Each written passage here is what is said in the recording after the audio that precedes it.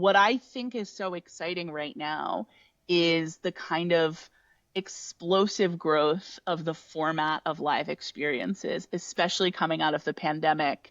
We have seen whether that is, Beyonce's tours, whether that's Taylor Swift, whether that's the rise of things like immersive Van Gogh or these projection mapped immersive experiences. Mhm. People are craving the opportunity more and more to do things in the world with other people, to have shared experiences together that are not mediated by screens, but are things we experience directly in person with each other.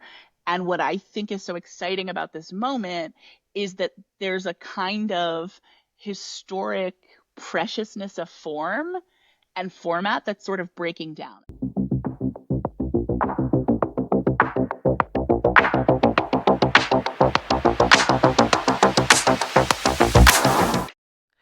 Okay, welcome to Broad Ambitions. Today, my first guest ever is my friend, Rachel Karpf. She is the Vice President of Experiences and Live Stage at Paramount, which is a very exciting role. She leads Paramount's theater business, and she grows its experiential offerings across a roster of iconic film and TV IP. And I've gotten to experience some of this roster, and it is very serious. It includes things like Clueless the Musical, which was a blast, Sunset Boulevard, an Emily in Paris touring fashion show, which I have not yet get to experience. Rachel has had an extraordinary career that I have gotten to witness over many years that I've known her. It includes the director of programming for New York Times Live at the New York Times. She was an artistic producer at the WP Theater, and she had 10 years as a freelance and nonprofit producer. And she also had the coolest job ever when we were right out of college, which required an NDA. And so I don't even know what the job was, but I knew that it was really cool because we were in our early 20s and who had that? Rachel is married to an amazing man, Brent, who I also went to college with. She has a dog named Hoagie, and in her free time, she volunteers at the Brooklyn Community Kitchen, and she's on the board of New George's, which is a nonprofit that builds a better theater ecosystem by giving artists agile support that's responsive to their needs and projects. So an all-around incredible human being who I have been able to call a Goodness. friend for 22 plus years. That's Welcome, right. Rachel Karp. Okay, Rachel, the big Yes. question. How do you think we know each other? What is your version Oh, of this? yes. So you and I met in college. My version of this is I was a sophomore and you were a junior. And we met, and I think hilariously for people who know us in our professional lives, we met during a Greek system rush process, which I actually think a pretty good metaphor for why you and I are friends is that we are both the kinds of people who no one would have necessarily expected to participate in a Greek rush process and wound up not only joining a sorority, but really enjoying it, finding deep meaning in it, and finding connections that like carried forward like this one. Give me your work elevator pitch. I meet you in an elevator. What do you do? Yeah, so I work for Paramount Global, the media and entertainment company. My title is Vice President, Experiences and Live Stage. What that means is I lead Paramount's theater business. And so Paramount is a company with iconic movies, Titanic, Top Gun, Mission Impossible, all the things everybody knows, and incredible television shows. My job is looking at how we take that incredible content and translate it for the stage, for live performance, and for live experiences. So that could look like taking a classic movie and turning it into a Broadway musical, like the Clueless musical, which you mentioned, which opened on the West End in London a couple months ago. That could look like taking a kids' TV show like Paw Patrol and making a series of musicals called Paw Patrol Live that play around the globe. That could also look like something experiential, like taking Emily in Paris, going, wait a minute, is there a touring fashion show that sort of brings the spirit of Emily's Paris to life through style, through fashion, through the clothes? So I lead that business. It's an interesting role because you're bringing a lot of different capabilities together. You need to be able to navigate the business world of Paramount. I think there's licensing and negotiations as a part of it. You're dealing with creatives, you're dealing with lawyers, I'm assuming. Talk to me a little bit about the kind of how the talents in your past have come together to create this type of a job for you. Yeah, it's a great question, and I sort of always tell people I have kind of a non-traditional path in a non-traditional field. I started out, the NDA job you referenced earlier, right out of college. I was working on Wall Street for 3 years, which was a kind of a way to pay the bills. I came to New York. I loved theater. I didn't know what to do about the fact that I loved theater. I didn't see a place for me in it. I worked on Wall Street for 3 years while seeing lots of theater, learned about theater producing, and very quickly went, oh, what's that? I want to do that. And so transitioned from Wall Street into a sort of nonprofit and freelance and independent producing career, making theater, making live things, very hands on, working with artists, working mostly on plays on stages, but also on other kinds of live experiences. Um, and from there, sort of went into nonprofit leadership. I worked at an off Broadway theater for a couple years, went to the New York Times, worked on their events business, and then to Paramount. So it's sort of been a trajectory of the making of art, work producing, fundraising, working with the creatives, understanding the sort of broader business context and strategy for it. Paramount, where I have the great privilege of working on some of the most extraordinary stories and content in the world, right? Things that have been beloved by millions of people for decades. What is the story that can be told about these things in the form of theater or a live experience? Is there one, right? There isn't always one, but sometimes there is. What's the story? What's the right way to tell the story? What's the right business model around the story? So it's a sort of beautiful marriage of the creative and the business. And I feel very lucky to get to dip a toe in both of those worlds. Okay, Thank you so because much. you are living in the space, because you are often kind of thinking about what's new and what's next, think Yep. about those of us, everyday people who do not know the space very well. What should we be talking about at our next cocktail party specific to the world of live experiences in theater? What I think is so exciting right now is the kind of explosive growth of the format of live experiences, especially coming out of the pandemic. We have seen whether that is, Beyonce's tours, whether that's Taylor Swift, whether that's the rise of things like immersive Van Gogh or these projection mapped immersive experiences. People are craving the opportunity more and more to do things in the world with other people, to have shared experiences together that are not mediated by screens, but are things we experience directly in person with each other. And what I think is so exciting about this moment is that there's a kind of historic preciousness of form and format that's sort of breaking down. And what I mean by that is historically, Broadway was its own thing. A show that got made for Broadway was very specifically made for that market. It looked a certain way, it felt a certain way, it was unto itself. It would, launch on Broadway, it would go tour around the country. We all knew what those were. A music concert would be its own standalone kind of form, right? And I think increasingly what we're seeing is that people don't care about what the format or form of something is supposed to be. They just want to have a really incredible time and a really incredible experience.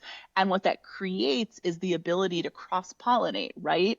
So you get moments where something like Sunset Boulevard, right, which is a movie that's existed for decades and decades, is beloved. The musicals existed for decades, but now is beloved. The musicals existed for decades, but now Sunset Boulevard is coming back to the West End and to Broadway in a revised version that is all about meta theatricality, live cameras, and screens. It feels a little bit like opera. It feels a little bit like a music concert, and it Yeah. also is pulling from a Broadway show. That kind of stuff gets really exciting to me because there are so many tools that a form like theater has that don't only have to exist on a stage. They can show up in a pop-up dinner, they can show up in a nightclub, they can show up in a music festival. And I think that, driven by consumer appetite, where I don't care what the thing is called, I just want to have a great time. It Uh-huh. allows for this opportunity for all of these different forms that have historically sat in very sort of siloed ways of making and being to come together more and more to create something really new and special. So I love that. I experience it. I went to this really interesting talk at South by Southwest in London a couple of weeks ago. And the question was, how do you attract new audiences to classical music? Which I thought was Mhm. I will go see live music in any form. I see lots of different, types of it. I do a lot of classical music as well. So I went just kind of interested to see what it was all about. And what I loved is they were talking about the ability to break down the barriers of what's expected. So what's traditionally been expected, you are beholden to a certain kind of highbrow version of the form. Well, no, now you can do something like put on an actual music concert, and then afterwards you can have like a Bridgerton pop-up where people come in and they're experiencing it like it were a ball, at that period in time. Because it is Yeah. able to attract people who would have otherwise not gone, cutting down formats, making it earlier, 6:30 to 7:30 p.m. They're Mhm. tasters. And I think the freedom to do that, the accessibility, the mixing of it is just really fun. I remember as a kid, my parents did a lot of modern dance. They love modern dance. We love the ballet. Mm. And there was just an expectation of what you wore and the experience you had and the timing of the format and the way in which you Yeah. behaved and the types of people that went to that. And I love the perspective you have on that around those sorts of things.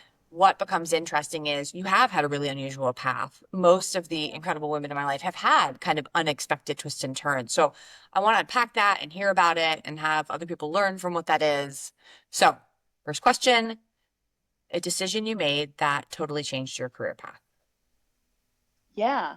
So I mentioned earlier that I worked on Wall Street at the beginning of my career. That was the wild NDA job. That came up at a moment where I had come to New York. I had met a couple people who were theater producers at nonprofit theaters, and I sort of went, "Oh, I didn't know that was a job. I want to do that." I didn't have a path to doing that. I didn't have a theater degree. I hadn't interned anywhere. The nonprofit arts world is a sort of small and pretty specialized field. People who go into it tend to study the thing, intern in the thing, do the thing. And I had a science degree and I had never interned at a theater. I'd never worked at a theater. And so I sort of initially found it difficult to get my foot in the door, right?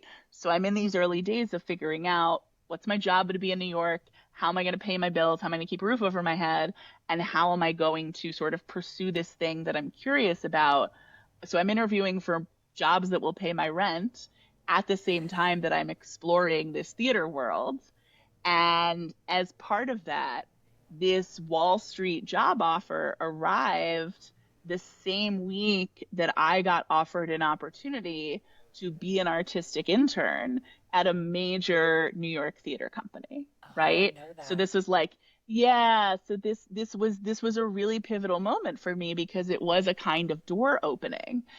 The Mm-hmm. artistic internship was full time, and if I'm remembering correctly, so this was like 2008 or so, 2008, 2009. So we'd also been we were in the thick of the Great Recession. The artistic internship, if I remember correctly, paid something like $25 a day. Oh my God. Oh God. And you Yep. were living in New York. Yep. And Okay. I was Yeah. living in New York and I had to support myself.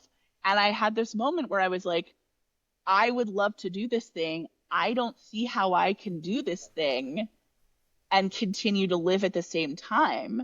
And I like to tell the story because I feel like we hear a lot of stories where people are like, I put all the chips on the one big dream and it Hmm. worked out terrifically for me. That wasn't actually my choice in this moment. I took the Wall Street job. I turned down the artistic internship because I thought, I don't know what the total arc of my time in this field is going to look like, but I need to have some kind of solid financial base to keep supporting myself in New York City and figuring it out. So I never worked at that theater. It's certainly, it's hard to say what could have been, but a lot of these internships, you take the internship, then you become the assistant, then you become the associate, and you sort of build your way up in a single institution. I wound up not having a single institution path. I wound up having a path that has been much more sort of chameleon like. I've worked in a lot of different ways, I've worked with a lot of different places. And I don't think any of that would have happened if I had signed up to, just sort of go inside this company. But I also don't know how I would have done that and paid my rent. Okay, that brings me actually on to something that I want to play with, networking, because it's really tied to what you're thinking about. Some people love it. Some people hate it. We all know that we need to do it, and you need to do it more and more as your career progresses, right? So how do you approach it? What are your thoughts around that as you try to broaden those capabilities? Yeah, I look, I think I'm lucky when it comes to networking in that I'm a person who likes talking to other people. I'm a fundamentally social person. I get energy from it. I like connecting. I like community. It's a lot easier to do this work when that's true, right? But I also think that I am a fundamentally curious person, and I try to let that curiosity be the driver of interactions with people, right? I want to understand what other people are up to. I want to see where there's overlap between what I'm doing and what they're doing. Sometimes that's granular or at the level of, workflow or projects or tactics. Sometimes that's much broader. Sometimes that's about strategy. Sometimes that's about thought leadership. Sometimes that's about partnership opportunities. I this is going to sound perhaps a little bit cliche, but it's true. I've had incredible conversations and connections and friendships come out of telling people who I admired that I admired them or that I admired their work and that I'd like to talk to them. Which again, I think like sounds a little simple, but I do think there's not people have a lot of appetite for hearing that other people appreciate what they do. And if you find someone who's doing something interesting and can simply say to them, this is cool, this is interesting, can I buy you a drink? Can we talk about it? People I, are really I, open I to that. have to say that is, I think that's so brave. Like I know Mm, I'm really social, but I am potentially not as extroverted as I always thought that I was. I find networking to be a muscle I have to build and hard work. And so the idea of going up yeah. to somebody and saying that is terrifying. Now, in the inverse, the idea of someone coming up to me and saying something like that is so delightful and what an incredible opening. And I think about what my husband always says. He always says in those situations, you need to be interesting, but more importantly, you need to be interested. And I find that to be a really important thing to think about, which is exactly that. Like I'm so interested in you and I want to know more about Yes. it. Yes. Feels scary, but is lovely. It does. It does. I mean, and it's like any other set of muscles, right? The more you practice it, the easier it becomes. And so, like with any other hard thing, you start out by finding the conditions you can do it in that are pretty low stakes, and you go from there and you build and build. But yeah, interested and interesting, I think is such a great phrase. It's certainly uh, the more time goes by, the more I find myself that's a framework I use to evaluate people or sort of think about how I understand people, not just professionally, but personally too, right? Did they ask me questions? Are they curious? What is it that they want to know about me, or are they only talking about themselves? And so, yeah, I really like that as a driver of connection with other people. Okay, we only have a couple minutes left. I'm going to do rapid fire, but I have the questions and you didn't have these questions, which is going to make it No. interesting. They're really quick though. Okay, Okay, it's just three. I'm ready. Clothes. Clothes. Do they matter? No. Unless they make you feel good. They matter if they make you feel good. You should feel as good as you want to feel about clothes. Otherwise, no. Okay. Tuna noodle casserole. Yes or no? Probably not, unless I'm really hungry. All right. It was a hot button topic this week. I wanted to get your take on it. All right. Great. Okay, Okay. Last just one question. one Yeah. caveat. One Go. caveat for tuna Yeah. noodle casserole. Yeah. If I show up Yeah. at your house, if I'm a guest and you're offering it to me, I'm gonna eat it and I'm gonna tell you it's delicious. But that's because you're polite. That's not a yes or no to tuna noodle casserole. I get it. I get it. Yeah, I get it. yeah, I know that yeah. you're You're trying to, right. okay. Yeah. Otherwise, it's a no. Okay. It's a no. Okay. I can't wait till the next time you come over. It's going to be a nightmare for you. It's going to be great. Great. Okay. Great. Uh, is the music too loud? Probably. It Mm, probably is. And I, mm. I I say that as a late 30s woman. The music didn't used to be too loud, and increasingly it's too loud. I was at a dinner last night with 25 women, and after we sat down, they turned the music up, and literally every single person turned around and said, the music needs to go back down. Yeah, yeah, It was extraordinary. It was extraordinary. yeah, yeah. We're here to talk to each other. The music can't get in the way of that. Thank you so much for being the guinea pig on this adventure, for giving me feedback on what we were doing. And I can't wait to see you in London or New York sometime soon and I'm give your ex- lovely husband all my love. I will. Thank you for having me. This is such a beautiful conversation, and I am sending a lot of love to you and your family.